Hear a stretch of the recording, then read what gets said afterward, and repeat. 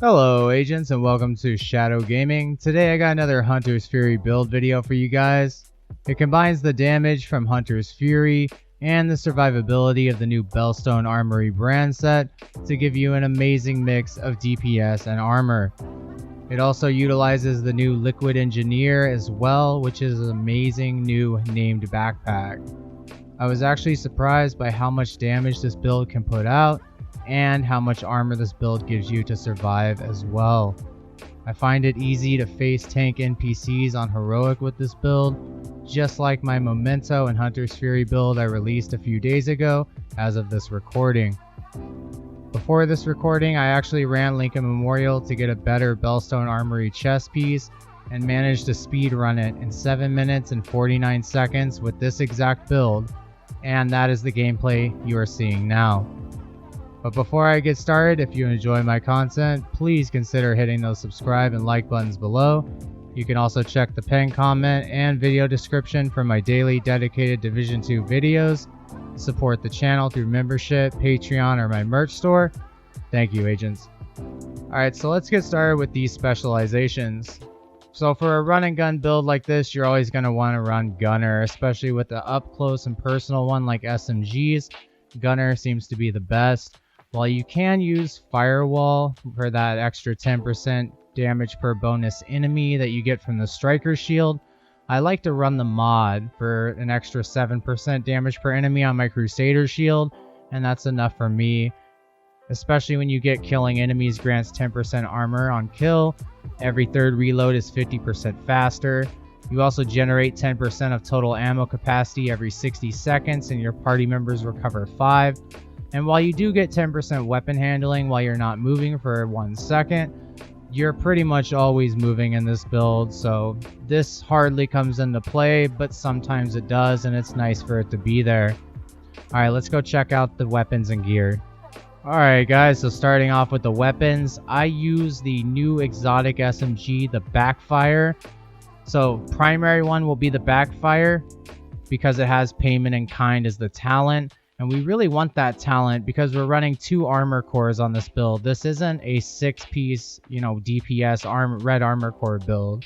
This includes 2 armor cores, so we want as much extra damage as possible.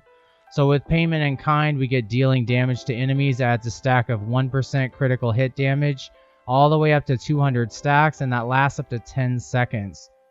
But on reload, that applies a 10-second bleed to yourself, which deals 0.5% of armor damage per stack. Now, I've gotten questions about this a lot in the past few days or so, about the reload and getting the bleed every time. Now, I don't always bleed when I reload, because with me, what I do is right before the reload animation is finished, I swap to my secondary weapon, and it finishes the reload, but it does not apply the bleed. But it does get rid of whatever stacks that you've built up on crit hit damage for the payment in kind talent. That is the only drawback from it. Now, I don't always do that. Sometimes I take the bleed. It's all circumstantial depending on where you're at, how many NPCs are around you, your level of health and armor.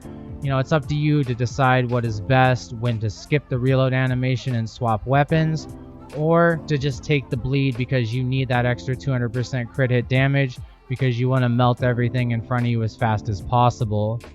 An alternative to the Backfire could be the Dark Winter, the Apartment. Those are both DZ exclusives, but the Dark Winter would be the best high-end SMG in my opinion.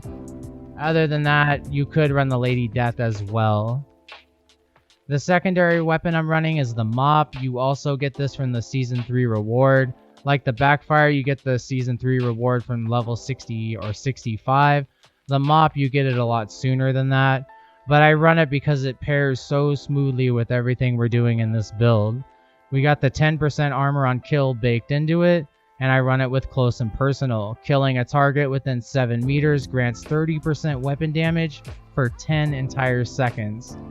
This is excellent with this build. You have a base damage of 937,000. You get an extra 30% weapon damage because you're always within 7 meters of your enemy, and you're getting 10% armor on kill. So this is just no contender. This is the one that you want to use. I can't think of an alternative. You could run maybe dual SMGs. but really this is what I highly suggest. And then finally for the pistol, I just really like this new TDI card custom pistol. It gives you an extra skill tier while it's equipped, and of course you want to roll future perfect on it. I just haven't done that yet because I never use it, but sometimes I like to equip it just running around. I never use it for these up and close personal builds though, but sometimes actually there's been a few times where I pulled it out and just bursted down a red bar NPC. It's actually kind of strong. You can definitely finish a red bar NPC in maybe 5 or 6 shots. Alright, look guys, let's go on and move on to the gear. Alright, so for the gear, we got 4 pieces of Hunter's Fury. The 2 pieces gives you that 15% shotgun damage and 15% SMG damage, hence why we're running SMGs and shotguns. 3 pieces gives you 20% armor on kill and 100% health on kill. And then 4 pieces gives you that Apex Predator.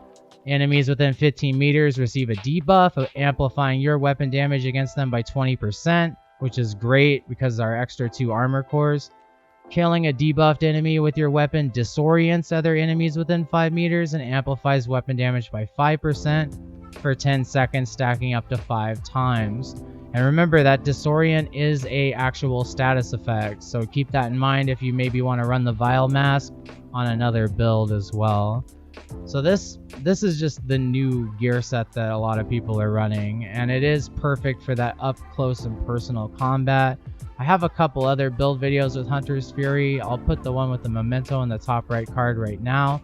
But anyway, let's move on to the Belstone Armory ones, because those are really the highlight of the build for this one. So for the backpack, I'm utilizing the Liquid Engineer. So this is the new Liquid Engineer named backpack that for right now I believe is a DZ exclusive, but it does drop from the Season 3 rewards, and it comes with perfect Bloodsucker. Killing an enemy adds and refreshes a stack of 12% bonus armor for 10 seconds, and it stacks up 10 times. Now you want to run crit hit chance and crit hit damage on this with a crit hit damage mod, and then an armor core as the main core roll. You get 1% armor regen for the first brand bonus and 10% armor on kill with the second brand bonus, which pairs really nicely with that 20% armor on kill from the Hunter's Fury. And then also you get another 10% armor on kill from the shotgun, giving you a total of 10, 20, 30, 40% armor on kill just from using the mop.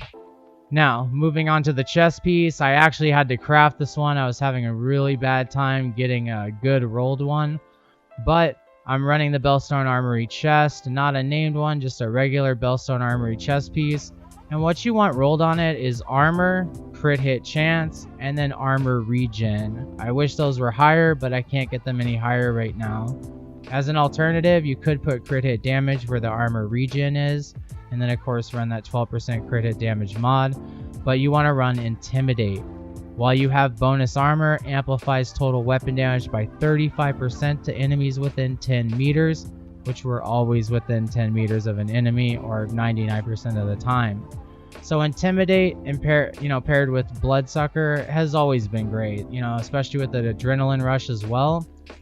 But this is perfect Bloodsucker, so we're getting extra bonus armor from the perfect talent.